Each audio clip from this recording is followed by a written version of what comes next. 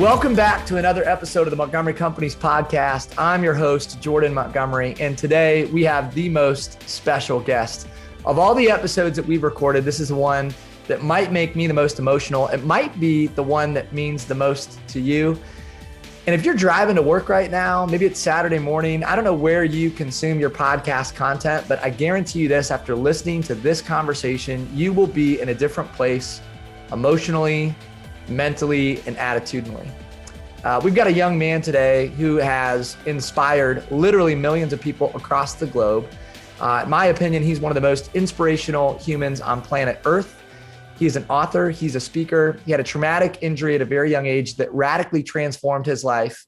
And Chris Norton has used every ounce of his story and his setback for good. I'm honored to call this guy a friend. We technically met several years ago in a brief moment at an event, but I get to share a real, authentic, awesome conversation with Chris about his story, his life, and his mission to impact others. So, Chris, I couldn't be more excited to have you on the show, man. This means so much to me. It's been an emotional day preparing for this episode. I watched 7 Yards again. We're going to talk about 7 Yards, the documentary and the film that was made about your life and your journey. And I've shed some tears. I've thought deeply about my future and also my past, and certainly have thought a lot about your story. And it is just a real honor, man, to have you on today and share this conversation with you. Well, thank you, Jordan. I really appreciate you sharing all that. And it's good to talk to you and see you again. I know it's just briefly in the past, but it's just fun to see you again and get to know you more. Well, we're both Iowa guys. We both grew up in a small town. In fact, our high schools played each other, way back when. I'm a little bit older than you. We both married gals from Muscatine, so there's a lot that we have in common. But you have a really unique story that is truly your own. And it is fascinating, inspiring, and we're going to talk about it today. And I want to start with the moment. And I want it to come from you, so I'm not going to spoil it for our listeners, but you had a really interesting transformational moment when you were in college as a young 18-year-old man that changed your life forever. And if you're listening, if you played sports, I want you to put yourself back in, the court or the football field. Think about, when you were playing, just imagine yourself in this moment as Chris sheds light on his story. So Chris, would you take us back to Luther College, 2010, when you were 18 years old? Yeah, absolutely. Just kid with big dreams and plans. I ran out to the field on this beautiful fall day. The leaves are changing colors. It's low 60s. My family's in the stands, and we really need a comeback. We're behind Central College, and so our kicker hustles up for the kickoff, and he calls the play. Mortar kick right, which simply is a short, high-arching kick to the right side of the field. And I don't know why he didn't just call it kick right, because our kicker was so bad. Every kick was short and high arching. But anyway, I'm pumped because I play on that right side of the field. I'm going to be in on the action. I line up, the ball's kicked. I sprint downfield as hard as I possibly can go. I see an opening forming. My instincts are telling me that ball carrier, he's going to try running through that gap.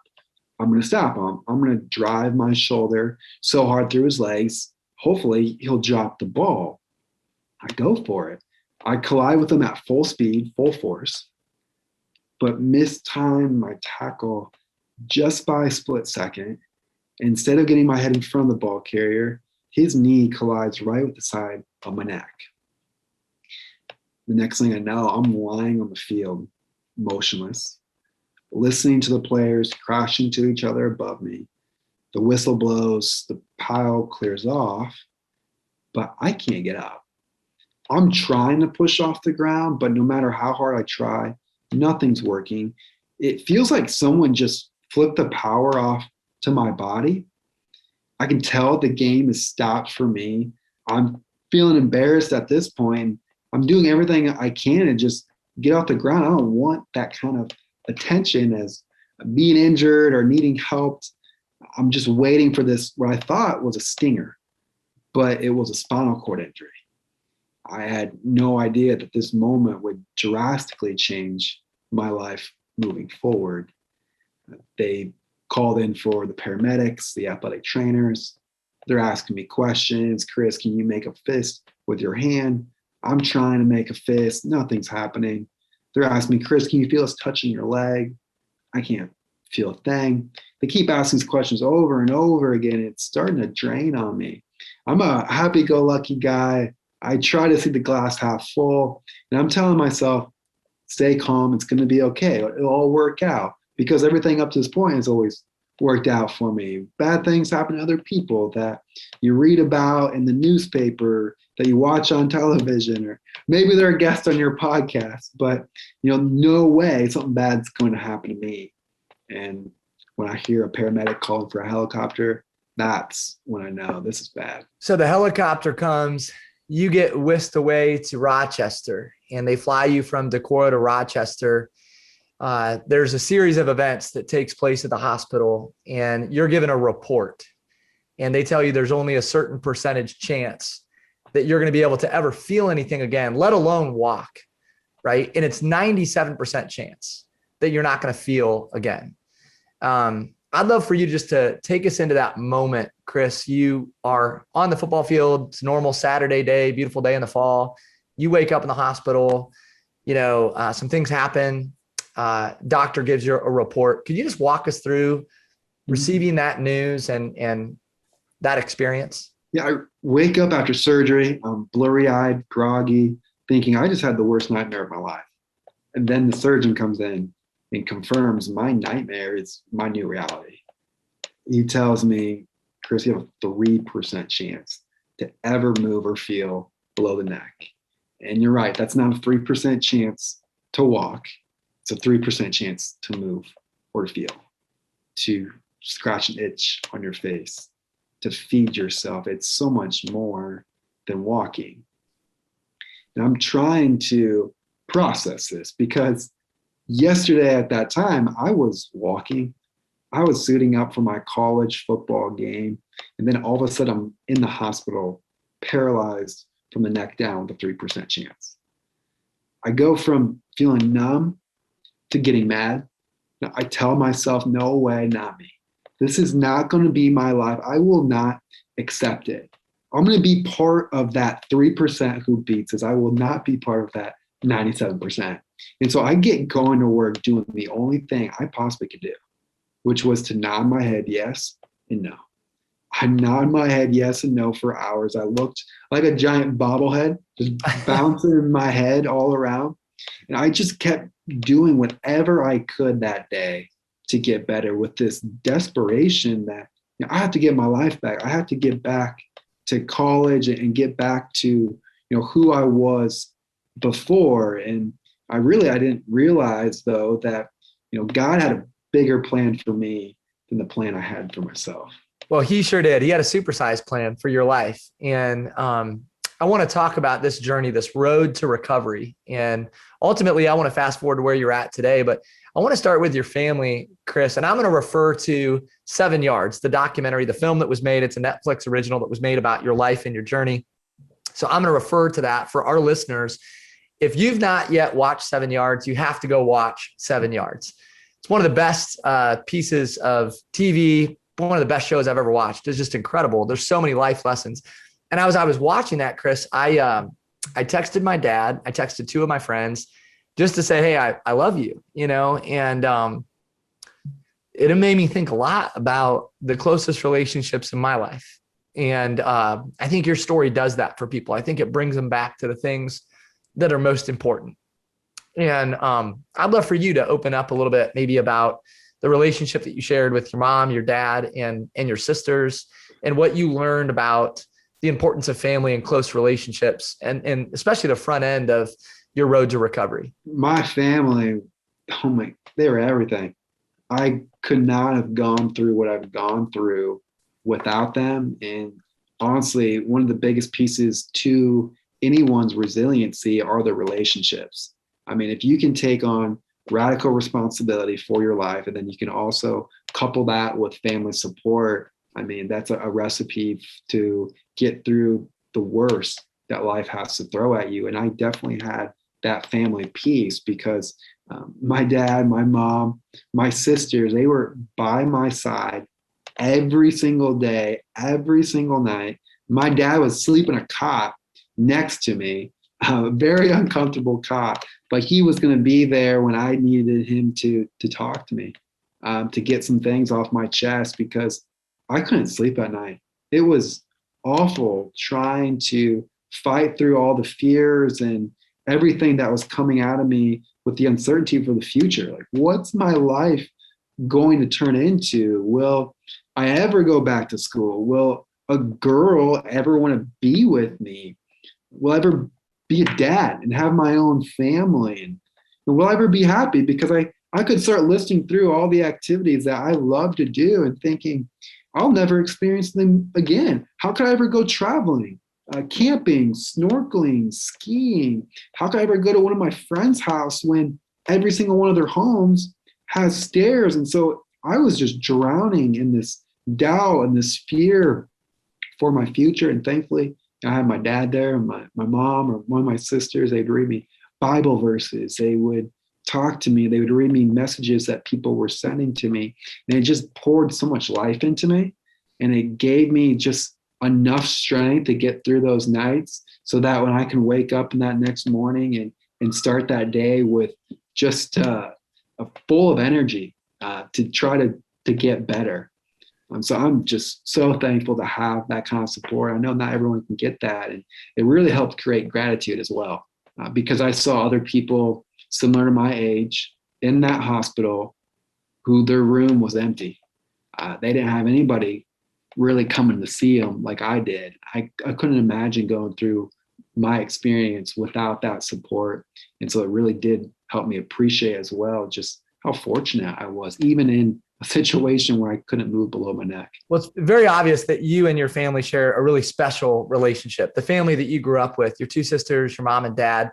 And I think collectively, very clear, they served as a coach and they served as cheerleaders and prayer warriors, and they care for you and love you deeply. But you also had some other people that really coached you through the process. And you had this one moment with kind of an angel, right? This lady that leaned down by your bedside. And I've heard you tell this story many times, but I'd love for you to tell our listeners about this small moment that ultimately meant so much to you. There was a kind woman named Georgia who spoke some words of encouragement. Could you tell us about that? Yeah, I had 4 words completely changed my life. And it came on the 4th night in the ICU as I'm lying in bed around 2 a.m., not being able to sleep. And it's not just a worry that keeps me up, but every 2 hours, someone does come in my room to check my vitals to make sure everything is in check. But typically when they come in, they're just checking the vitals and they leave. But this woman comes in and does something different. So she comes over to my bedside, gets down on one knee, and she says, "Chris, look me in the eyes." And she was kind of mean about it. I lock eyes with her. She's this short, slender woman, reddish hair, glasses, in her 60s, but she's got this voice that sounds like she came straight out of a Western movie. And she says, "My name is Georgia. I'm from Wyoming. Do you know anyone from Wyoming?" I say no. I'm thinking, where is this going? And she says, "Well, people from Wyoming don't tell lies. I want you to know you will beat this. You will beat this." I instantly break down crying. I needed to hear those words so badly because up to this point, I was questioning whether all the time and effort I was putting into my recovery, would it ever pay off? Am I wasting my time? But in this moment, she helped restore my faith. And just the thing about Georgia was that she didn't just say, "You can beat this." She said, "You will beat this." I believe her. After that moment, I hear her voice in my head, just, "You will beat this." And every single physical occupational therapy appointment, I just give it all I've got. I really just discover how much impact one person, 4 words can make. Man, it's been said that words create worlds. And, we sometimes forget about the power of our words in small moments, right? We're always one moment away, one relationship, one connection away from a completely different life. And it's interesting that of all the stories that you've decided to tell, because there's a lot of lessons, there's a lot of stories. I'm sure there was a lot of small moments. It's interesting that that's the one that meant the most to you. There was something about that moment. There was something about, those words, the sentences that she decided to string together, the way that she communicated it with you. And I think it's a great lesson for leaders too, right? If you're leading people, we can't forget that our words create worlds, and our words have tremendous power, and you just never know how your words are going to land with somebody else. Obviously, Georgia touched you in a way that is really significant. So I appreciate you just reflecting on that small moment and sharing that with the world. As I was watching 7 Yards, you go through the hospital, the recovery experience. I think it was 7 months. Is that right, Chris? Yeah. And then you decide, which is crazy to me, you decide to go back to college. So you go back to college, you return, and everybody thought that was, kind of an interesting decision, right? Because there was so much that you were struggling to do just in everyday life. And then you're going to go back and enroll in classes and go be a normal student again, right? And the most touching part for me, I shouldn't say the most, because the most touching part's at the end. But one of the most touching parts of the documentary is the way that your friends rallied around you when you went back to school. I would love for you to talk to our listeners about that experience. And then also just what you learned about the value of true and real friendship in that season of your life when you returned to school. Yeah, to get back to school was a big decision because I was full go on my recovery. And how can I maximize this?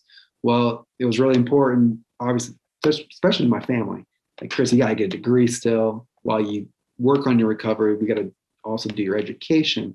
So thankfully, they really pushed me to do this. And a big reason why I did go back to campus was because of my older sister, Alex. She actually relocated to live in a nearby apartment just off campus so that she could help with this huge transition. So she was there to drive me to doctor and therapy appointments, to get me to and from class, get me in bed and up in the morning, among so many other tasks. She had just got her bachelor's in nursing and put her life on hold to help me as I was living in this apartment style housing on campus with some of my college football buddies. And then these guys would do a lot of the same tasks that she would do. And they would even sleep with me at night because I had no way to adjust my arms, my legs, or my blankets when I have these body spasms. So it was a whole team effort. And then as time went on, the guys kind of took on more and more responsibilities away from my sister. But I don't know, these guys had just kept showing up.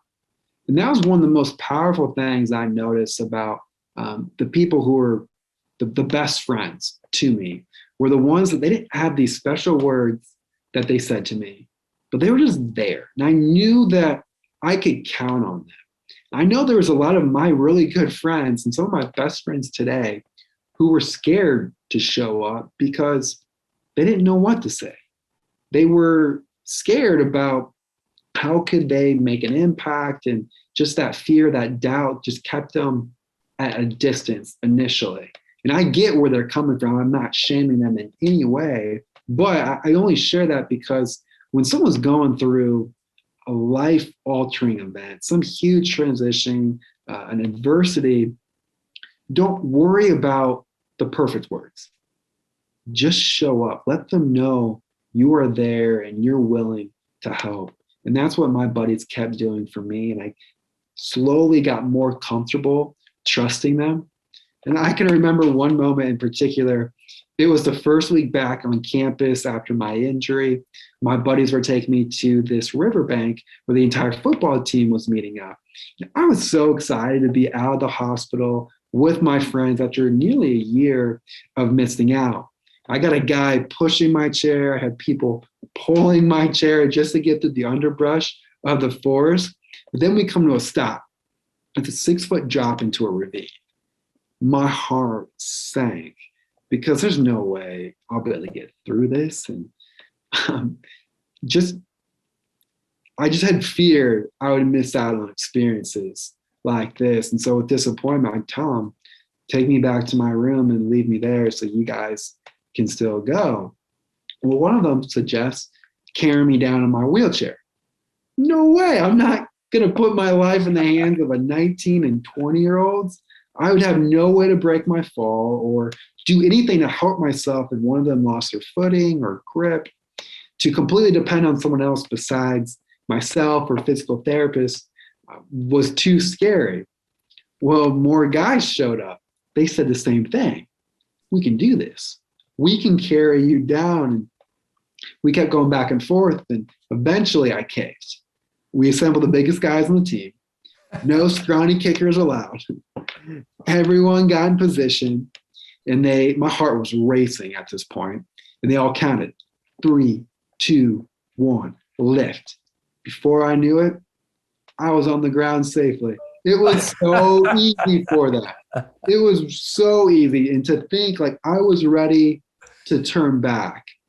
And it's hard to put into words what it's like to go from lying motionless in the hospital to then being lifted down a 6-foot ravine in the forest with your friends. Because again, I can vividly remember listing through all those activities I love to do and thinking, man, I will never experience them again.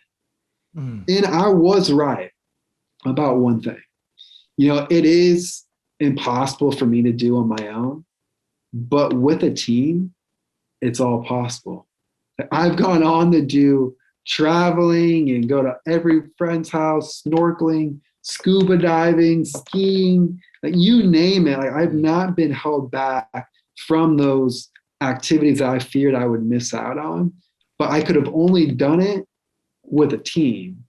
And the truth is, you can only go so far on your own.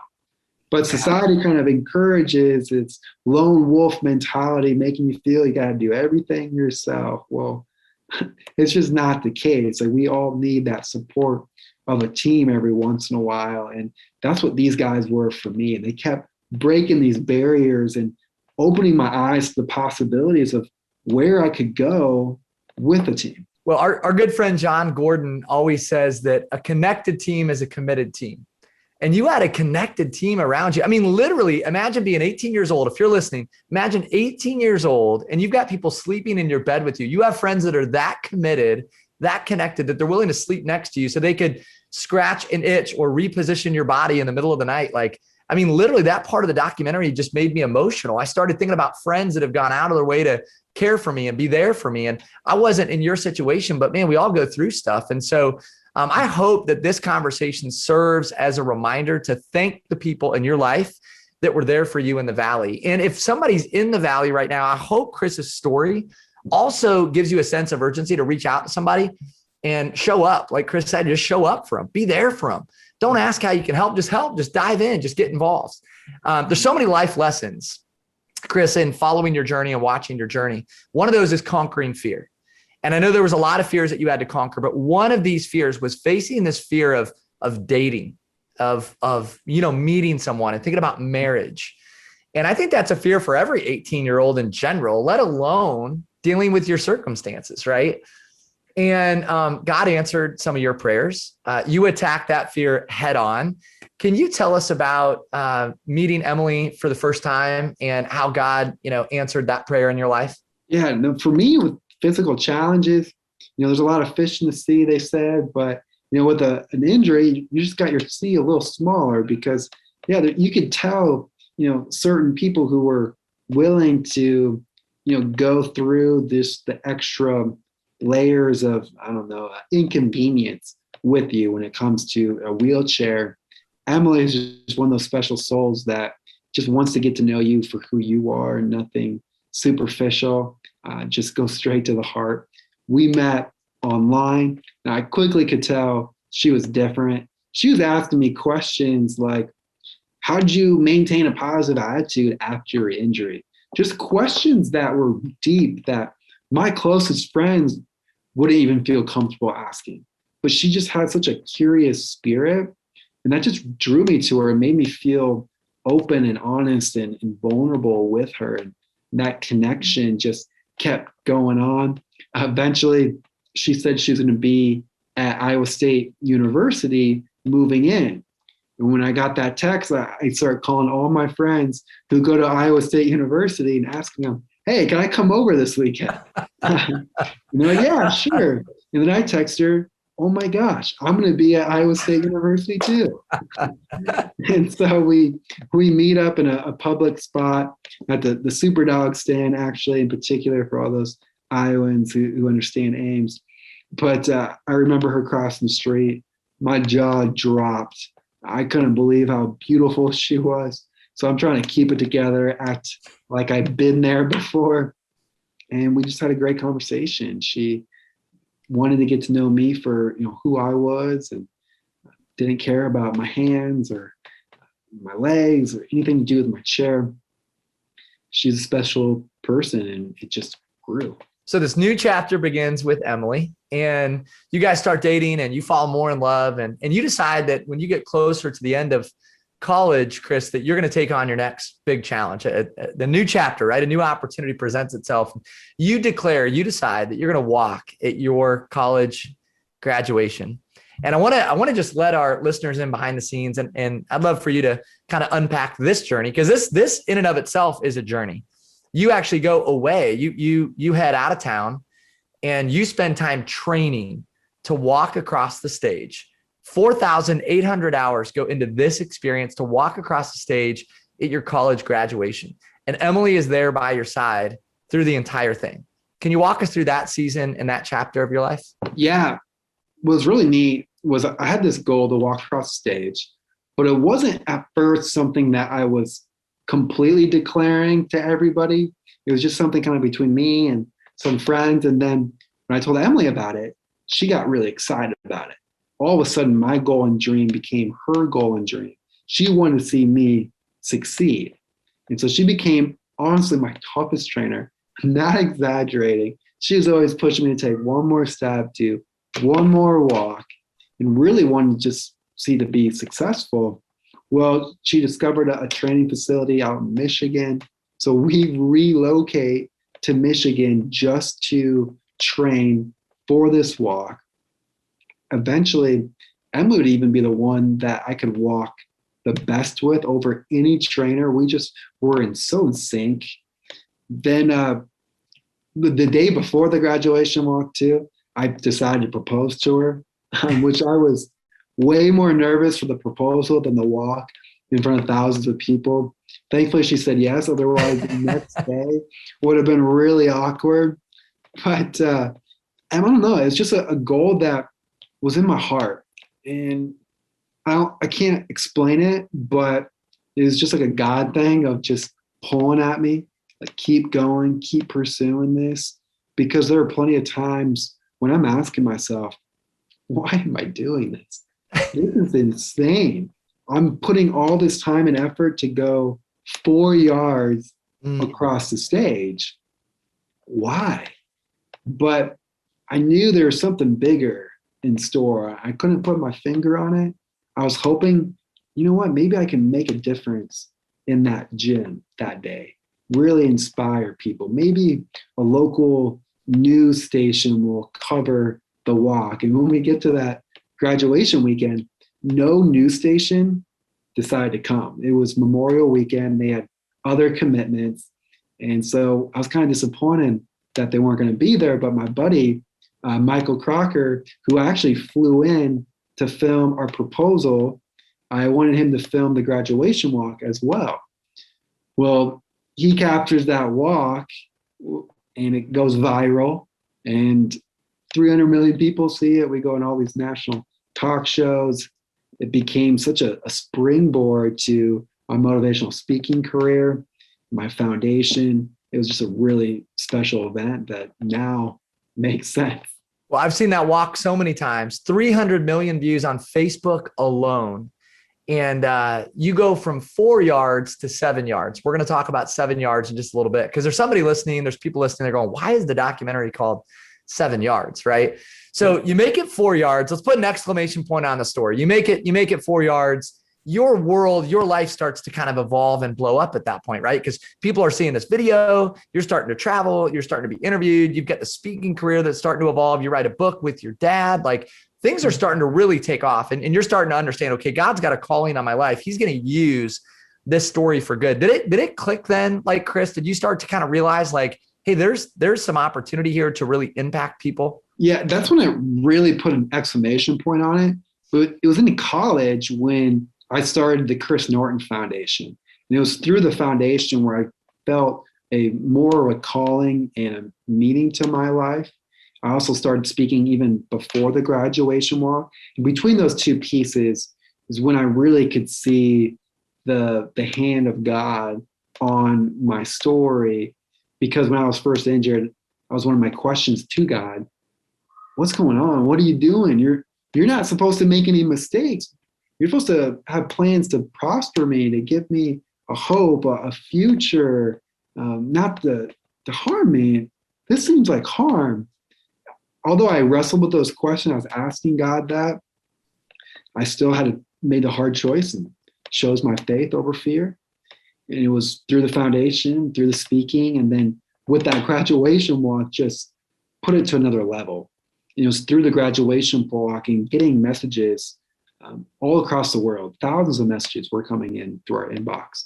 I want to share a quick one in particular. A mom messaged me saying her daughter was kidnapped, was gone with the kidnaps for 2 years.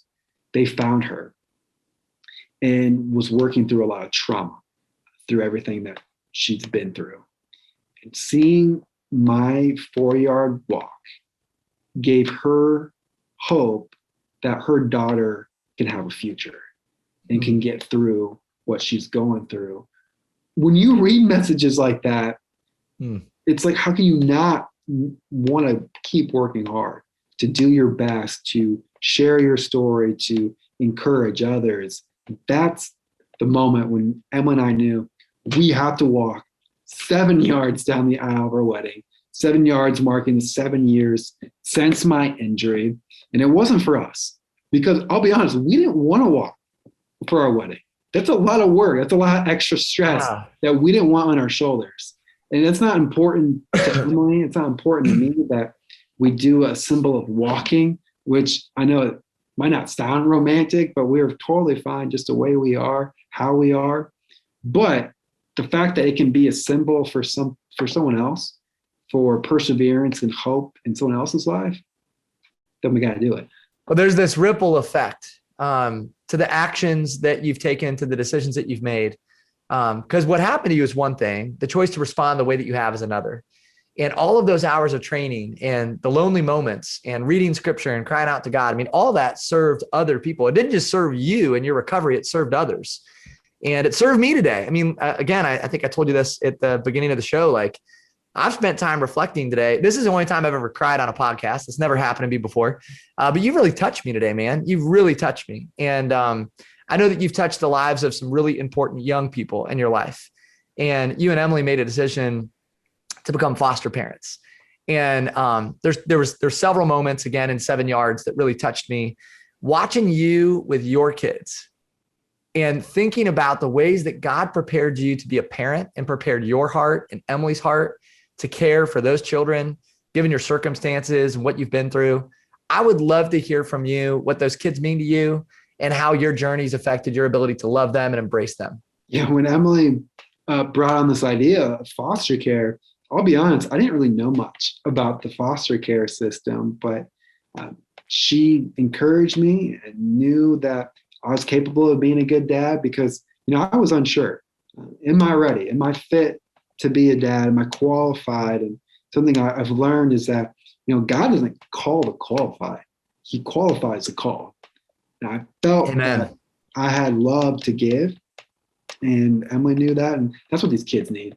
They need a loving, stable home. That's when they just start to thrive, because when they come in, when you first get a little bit of information on one of these kids, you get their background, you get their behavior and things that have not gone their way. But then you put them in an environment where they're cherished, they're made to feel they're special, loved, chosen. All of a sudden, you forget all those things. They're not of their past or their behavior, their choices. They're all special. They're all unique and amazing. And we went into it thinking we were going to be the blessing to them. They've been the blessing to us. We have fostered 18 children in all. We've Wow. adopted 5 now, and we're hoping to adopt a 6th here very soon. I'm really hoping we get word about that. Then we're also co-parenting a 7-year-old currently. We used to foster him in the past, but so 7 kids currently in our care. Well, actually, our oldest, Whitley, she's 22. She's living in Muscatine, Iowa, actually, right now. We'll see her next week, but 6 kids in the house. Well, I know here's what I know is happening in this moment. People have so many questions, right? They're listening to this and they're thinking like, okay, number one, how does it even work? Like, how do you have the energy and the capacity to do that? Even if you could, if you had no challenges, Chris, that would be a massive challenge, let alone the fact that you've had other challenges. And you and Emily have just served these kids so well. And so I'm going to say this because we don't have a ton of time today. You got to follow Chris Norton to get those questions answered. You got to hear this guy speak. You got to follow social media. But I know the driving force behind that, Chris, is your faith. Like, I know that you and Emily are very in tune with your faith and that God is first and foremost in your life. Could you share a little bit about how your faith has been transformed over the last decade? What God's shown you, revealed to you, what he's taught you over the last 10 years? I know. So God's always been a part of my life. My parents dragged me to church on Sundays and brought me to Sunday school and did the FCA growing up, but it was never something I had a relationship with God. It was, if I really needed something, then I would pray to God. Then my injury happened. I was so used to those first 18 years of life doing things on my shoulders. Like, I got this, I will take care of it. Kind of this independent mind. And for the first time, I had to truly depend on God because everything around me was falling apart. Even the medical team was bleak about my chances of a recovery. That's when I had to completely turn to God, give it all to him, and please carry me through this. And it was through God, through my parents reinforcing those messages that gave me this light at the end of the tunnel that, you know what, with God, all things are possible. So maybe this is possible. And I leaned into that. I kept believing, and that really helped carry me through my darkest moments. And that's when I really started to grow faith in God, a relationship, giving thanks and appreciation for all that I do have. My injury reminded me to appreciate the little things and to look for the blessings in your life, to appreciate every bit of movement, every relationship, all opportunities. But that just has grown, and it's led me to Emily, and then fostering and adopting and trying to serve others and just live like Jesus did. That's the best, my hero, right? To try to live a life like him and serving others. And your life is as rich as the lives you enrich. Your story is such a blessing. You are a blessing, man. Your friendship's a blessing. This episode, this conversation's a blessing. And I know that you've touched a lot of people and helped a lot of people over the last 40 minutes of recording this podcast episode. And I just want to speak this to you, brother, and I want you to receive it and just hear it, that the gift God's given you is massive. I think it's supersized, and I think it's way bigger than a stage. I think it's bigger than a documentary. I think you're going to do work in this lifetime, Chris, that will rock the world. I really believe that. And I think you've already done that. And I think that you and Emily are on mission for the kingdom. And I just can't wait to see what you do next. I am so inspired by the person you are, inspired by your character, your posture, your perspective. And from the bottom of my heart, man, I just want to say thank you for choosing to spend some time with us and our audience, helping me grow and helping our community grow. It means a ton. Well, thank you, Joe. And I really appreciate that. And I living my life on a mission. I want to make a difference. I feel that calling, and to use my pain for a purpose. It makes me excited to wake up every single morning, knowing that there's an opportunity to make an impact. And that's my driving force. Well, sometimes God's preparation is packaged as pain, and he has prepared you for significant things, man. So one of the things he's prepared you for is to create a foundation and a camp, and you're doing that work in a big way. Could you just give us maybe the inside scoop on the camp? I know you're about to spend time with a bunch of campers. Tell us about camp. Yeah, I cannot wait for camp. It's literally the best week of the year because we bring in kids with physical challenges and their families. That's parents, grandparents, siblings, you name it, all together. It's free.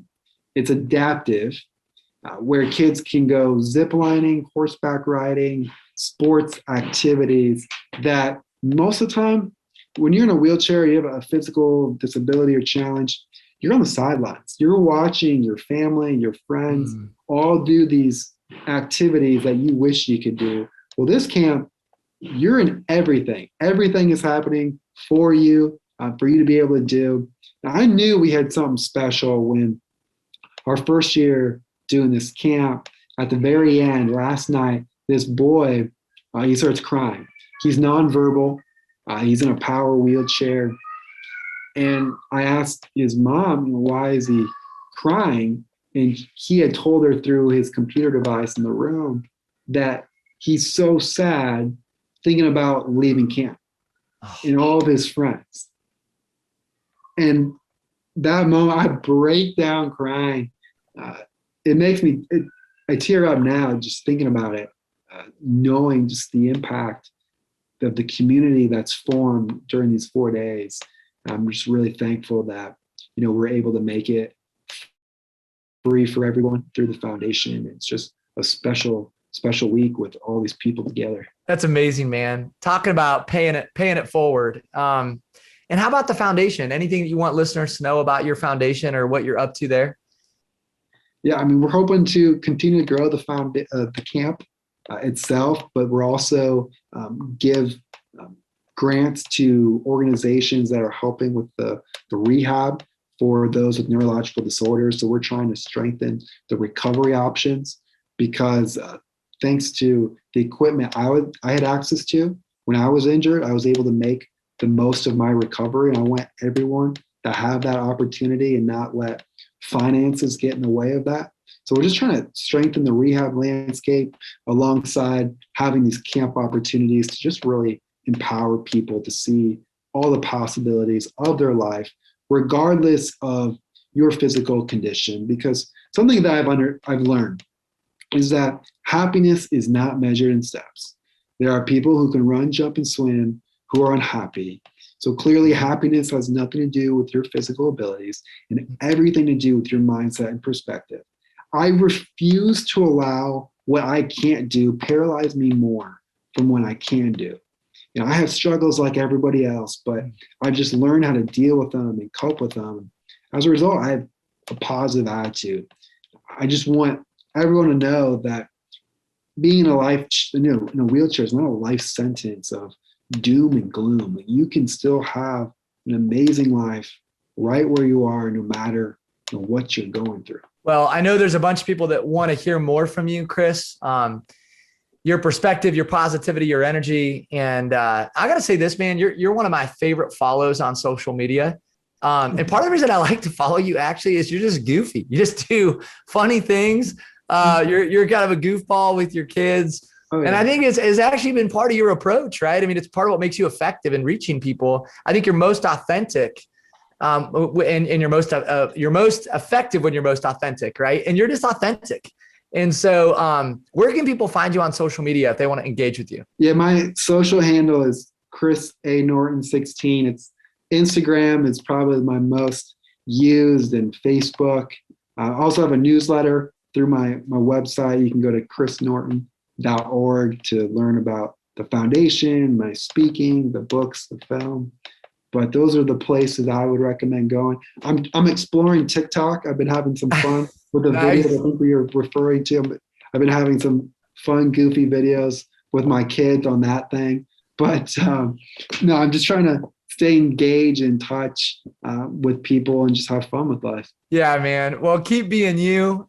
Keep giving away your gifts. Keep being a goofball. You're such a blessing, and you'll continue to be one of my favorite follows on social media, but more importantly, you're going to continue to be a really good friend. So thank you, brother, for just being you. Any final thoughts, anything you want to leave our listeners with before we turn you loose? I mean, I think I said it all. I just really appreciate this opportunity, Jordan, to talk with you and get to know you more. And I just hope people keep going, even if they don't know where they're going. Just take one step in front of the other and just let that progress, that momentum carry itself. And it just starts today. Your future will take care of itself when you take care of today. Your future will take care of itself when you take care of today. Let those words ring true in your life. Chris Norton, love you, brother. Thanks for being you. Thanks for spending time with us. Thank you, Jordan. This has been another episode of the Montgomery Companies podcast. I'm your host, Jordan Montgomery, and we want to give our sincere thank you to Chris Norton for your time, your energy, your compassion, your authenticity. Thanks for being who you are, and thank you for sharing your story and your words of wisdom with the Montgomery Companies community. If you're listening, we would love it if you would subscribe, if you'd share, if you would like this podcast in an effort that we might move our mission of impacting more people forward. Thanks for listening. Stay blessed, keep attacking, and have a powerful day.